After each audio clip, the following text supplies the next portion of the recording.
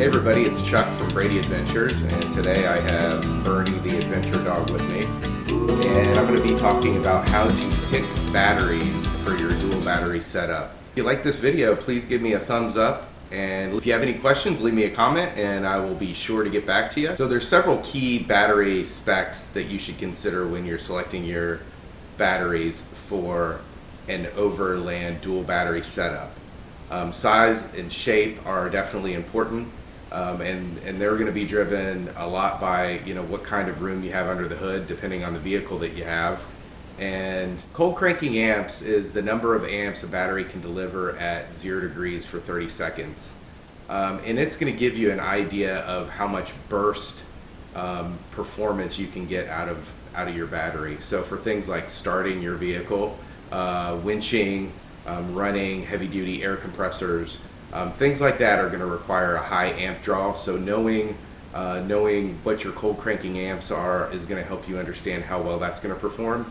And in a dual battery setup, it's going to help you understand, it's going to be the combination of those two, because likely you're going to do those different things while the vehicle's running, so you'll have that combined capacity.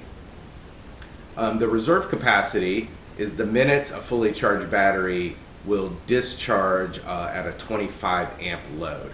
So this gives you an idea of the performance while you're maybe not running the vehicle, but you're running different accessories and you're putting a load on that vehicle. The C20, which stands for capacity for 20 hours, or amp hours, which is the same thing, is also going to give you an idea of the performance while you're stopped and you're running different accessories. Those and so if you think about a C20 rating, that's really going to help you understand, hey, if you're going to stop for the night and run maybe your vehicle on your batteries for 20 hours, what kind of amp draw could you expect to have? So when you have the two batteries together in your dual setup, it's only going to be the one on the auxiliary side that's going to provide that, but that's going to give you a real good idea of, hey, can I run this fridge for a day or 2 days, or what's this really going to look like? Weight, of course, weight's very important in your Overland vehicles, and batteries are very heavy. So you at least want to give some consideration to the weight of the battery. Usually similar types of batteries are going to be very similar in terms of their weight. And then warranty, of course, longer is better. So look at those warranties. Some are prorated, some are full replacement, and then of course price.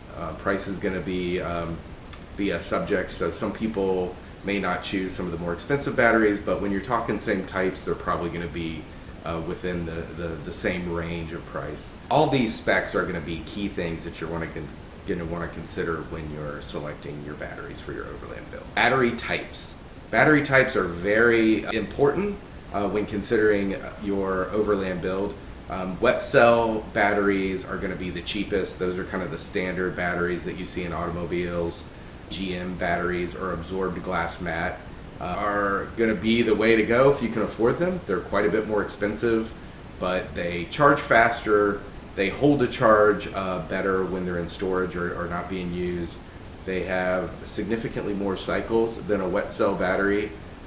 They have resistance to vibration, which is great considering you're going to be using this vehicle in situations where it may be very high vibration or impact. Interesting thing about them is they have really great deep cycle performance, but they also have a lot of cranking amps. The gel cell batteries have one of their main downfalls is they have very complex charging requirements. So when it comes to matching type, size, brand, and age, the old rule is absolutely keep them the same across all those factors. Buy them at the same time, get the same size, type, and brand. That's most important for series applications, but in a dual battery setup on an Overland off-road application, your batteries are going to be in parallel. It's not as important for batteries that are operating in a parallel mode. So the primary impact when you're doing different batteries in parallel is that they're going to charge and discharge at different rates. So this can cause strain and premature failure. The smaller battery can actually be in a state of overcharge while the larger battery is charging up to full capacity, and vice versa. The larger battery can be discharged to support a smaller, weaker battery when they're under load. So for the applications that we're talking about, matching the type and the age is going to be the most important. You don't really want to mix AGM batteries with wet cell batteries. Matching the brand is generally going to be a good idea, but not absolutely necessary. And your biggest factor is going to be getting batteries that fit with whatever type of setup that you have. And if it makes sense to match them, if the setup that you're going to use allows you to use the same size batteries, great. If it doesn't, or there's some advantage to using one that's slightly larger for the start or for the auxiliary, then that should be considered. Battery maintenance. Don't want to spend a whole lot of time on this, but in general maintenance, keeping your connections clean and tight. If you do choose wet cell batteries, checking and adding distilled water is important, of course. I think the big thing I want to point out here is charging and discharging is very important when it comes to the life of a battery. You never want to drain your batteries to zero. You want to try to avoid going below 50%. AGMs are going to hold up a little better. Of course, deep cells are going to hold up. Deep cycle batteries are going to hold up better in these situations. But the less you discharge a battery, the longer it is going to live. So avoid, don't go out of your way to bring them down. If you have the opportunity to charge your batteries with a charger or with solar, if you're out and about, you should definitely take every opportunity to do that.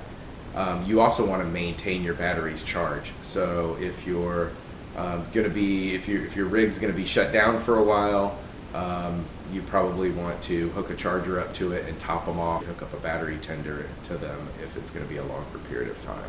Make sure you use the right charger for your battery type.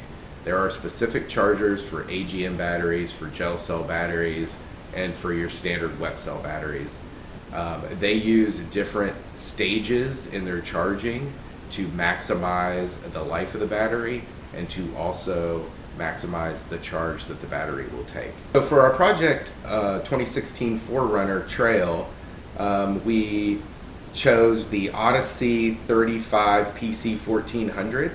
And just to give you an idea of how we go about choosing, we've thrown a couple brands up there, and you can see those key specs that we talked about. And if you compare each of those key specs, the Odyssey outperforms in all the major areas. And the only area that it's lacking a little bit is in weight. It's a little bit more heavy, but that's a pretty good trade-off for the extra power that you're going to get. The kit that we're using calls for PC 1400s. They fit perfectly for both the start and the auxiliary battery. So this is where we were leaning anyway, but when compared to our other potential options, it definitely wins. And just to take a look at the Optima, they can see all the stats are not quite as good. And I'm pretty sure the yellow tops actually cost a little bit more. Interstate didn't have a battery that was the right size, and this was the next smallest that we could fit, and it doesn't quite meet the performance parameters that the Odyssey did. So for the 4Runner, it's going to be dual PC 1400s. Project 05 Hyundai, we intend to use the SLE off-road battery tray. It calls for 31 AGM7 interstate for the start battery and a MT775DT interstate for the auxiliary battery. We compared those to a couple Odyssey batteries that match the size. So you can see the PC2150 is also a 31 group, and the PC1230 is a 75 group. So if we go with a mixed configuration, those two batteries are going to compare to the interstates. And then the Odyssey PC1400 is the good middle ground, and it's the battery that we selected for the 4Runner. If we wanted to go in a matched configuration, the PC1400 is a little bit, quite a bit smaller than the 31 group, but it's very close to the 75 group, and it's about 3/4 of an inch taller. We're still not sure if that's going to fit within the SLE auxiliary battery tray, so we have a question out to them, and we're poking around on the forum to see if we can figure out if we're going to have any clearance issues. But if we wanted to go a match configuration or in the mixed configuration, it's pretty clear to us that Odyssey is going to be the way to go. Thanks very much for watching. If you enjoyed it, please give us a thumbs up and consider subscribing to our channel. We're going to have a couple dual battery install project videos in the coming months. Forerunner is going to be using a brand new kit that was just developed, so that's going to be a pretty exciting video.